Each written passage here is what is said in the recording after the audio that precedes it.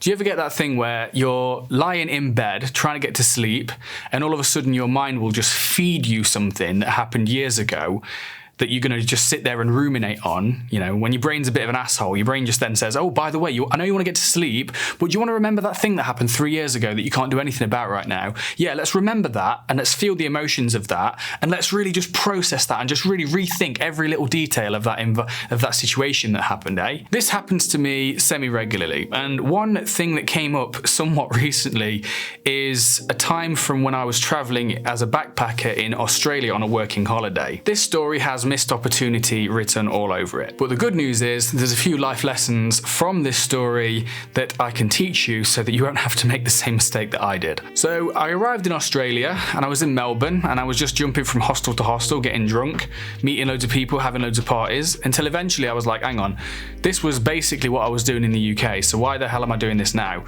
Surely there's more to this. So I decided to go to Tasmania and pick some apples instead. So I arrive at the hostel, there's already a party going on with about 20-30 people or so, and I'm sort of drinking, I'm just chatting to everyone, I'm just having a really good time, and then there's this French girl, right?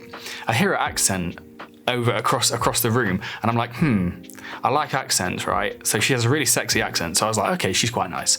And then she starts making eyes at me, and I'm like, oh, don't really know what to do with that, because it was a time in my life when I wasn't very confident with women at all.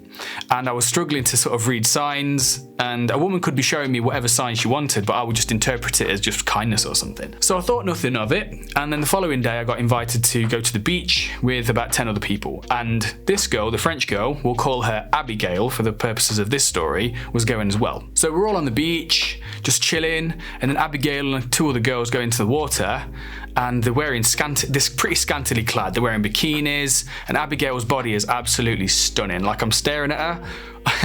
I'm on the beach and I'm just staring at her just in the water, and I'm just like, ah. She's absolutely beautiful. She's tan. She's got really long hair. She's fucking stunning, and she's talking French in the water. And I'm just like, oh my God, if God does exist, right? I'm just laying on this beach and this is the vision I'm presented with. I'm just like, oh my word. And then Abigail turns around and says, Oliver, are you coming in the water? And because I'm fucking awkward and British, I decided to just go, no, thank you. I'm fine here. Like, why? Why did I say it? Why did I say no to that? But I was like, yeah, no, I'm fine. I wanted to take the initiative. I wanted to go in there and be this super confident guy, go into the water, say, all right, girls, how's it going? Oi, oi, oi.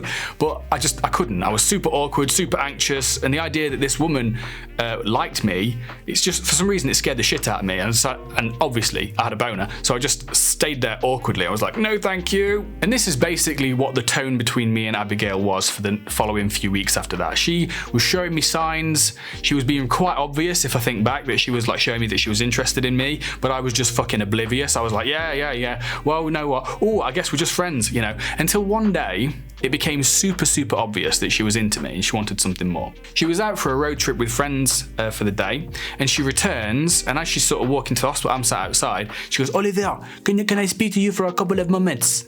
I'm like, yeah, sure, no problem. So we go and sit down, we have a conversation, and then she looks in my eyes and she says, Oliver, a few people in the hostel think there's something between us. What do you think?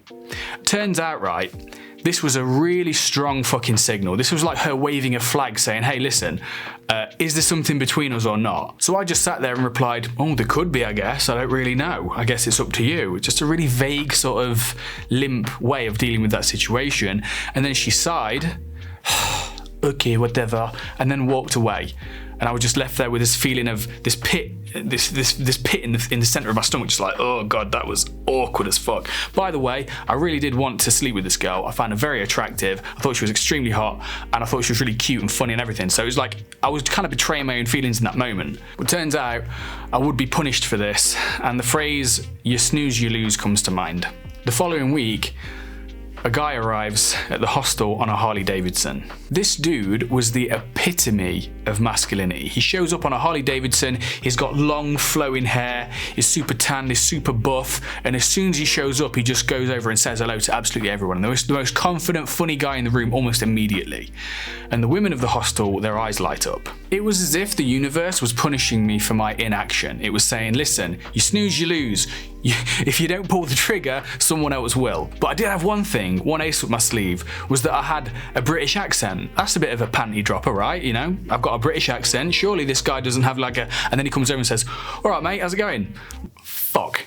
So over the following few weeks after that, me and the rest of the hostel dwellers, we had to listen to these guys get it on in the disabled shower room, which was the go-to shag spot for everyone in the hostel. And I swear to God, that place had more semen than a fucking CSI crime scene. It was horrible. It was especially painful for me knowing that the opportunity was there if I'd have just gone for it. If I'd have just said, you know what? I like you, I find you attractive, come here, or gone for the kiss or something, but I didn't do anything. And by that point, the chance was gone.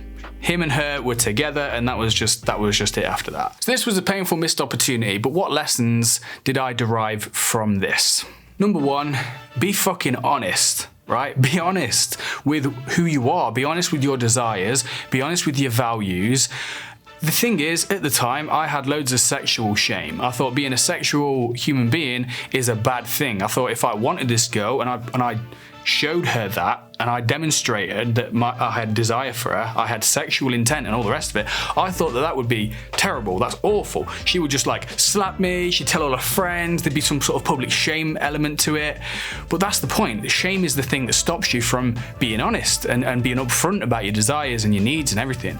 But the thing is, the way forward is to just own it. It's not necessarily about what results you get on the external. It's not necessarily about if a woman says yes to you, or you go over and ask someone out for a coffee or something and they say no. It's not about the external stuff you get. The thing that hurt me the most is that I knew that I desired her, but I said no to myself. It's like I was self-denying. It's like I was not in my own corner, and it's like I repressed my own sort of desires and urges and wants and stuff. And that's a whole other level of pain. So radical honesty is the way forward in future to avoid situations like that. It would have been better if I'd have gone for it and got rejected than the alternative, which is exactly what happened. I guess another lesson would be to put yourself out there. It's about being honest, but it's also about being bold. And it's about not being too afraid of rejection, right? A lot of the guys that I coach, they come to me and they say to me that they have a fear of rejection, and they think that they've got to do all this inner work and stuff to overcome the fear, and then they'll go out there and approach a woman in a coffee shop or ask someone out on a date or whatever, and it's just going to be easy. But that's never going to happen, right? It's always going to be difficult, rejection, but you just got to keep doing it, and then eventually you'll overcome the fear of it. Rejection will always sting, and as long as you're alive, you'll always get rejected in some form or another. If you're taking some shots, remember, you miss every single shot that you don't take. The third thing is to embrace your sexuality and know that it's healthy. The reason why I didn't go for it is because deep down I believed that my sexuality made me a threat in some way. My sexuality also made me a bad person in some respects. I thought that if I put myself out there and demonstrate that I desire someone sexually or whatever, that's a negative, that's a bad thing, right? And I think in my own coaching practice, a lot of guys also feel this. They repress their sexual desires and urges and all this other stuff because they deep down believe that it's not okay. It makes them sleazy, it makes them creepy or whatever. But actually, if you are not overstepping boundaries, but you are honestly and authentically expressing desire, there's absolutely nothing wrong with that. Another thing I learned from this experience is that taking the lead, taking the initiative, going first and setting the tone, not just in your dating life, but also just in life in general, not being passive, not being reactive, but going first, is a great thing to practice. It's a great thing to get used to, and it's something that you can learn as a skill. If opportunities come by and you're just too limp and too passive to take the initiative and actually seize the opportunity, then you're basically just sat there on the sidewalk letting life pass you by, which is an utterly horrible feeling. So go forth and take the initiative, and please don't make the same mistake that I made. Take care. See you next week.